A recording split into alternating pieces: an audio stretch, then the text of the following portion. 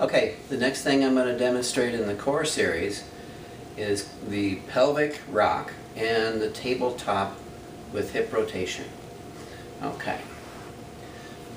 So the pelvic rock happens here. So you can put your pelvis in the posterior position or the anterior position. And I remind people just to flatten their back down onto the floor to achieve the posterior position, and then to arch their low back to achieve the anterior position. So the rock is like so. Now the posterior position is what we want to try to maintain when we go into this tabletop position. They call it tabletop because your legs are like the top of a table.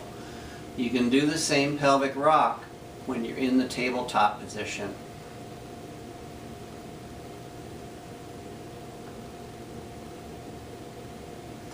Now, the progression of this is to get into that flattened back position, extend one leg, and don't let it move.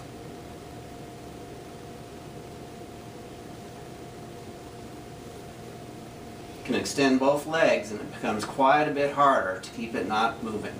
If you let your back arch like this, you're getting out of the exercise and you can tend to hurt your low back. So be very careful with this. Keep your back flattened down onto the floor. The next progression of this exercise is to rotate your hips side to side. Now the farther you go, the more difficult it becomes. Got to keep that back plastered down onto the floor. A progression from here is to extend a leg. That becomes pretty difficult to hold that position. So that's the rotation part. Okay.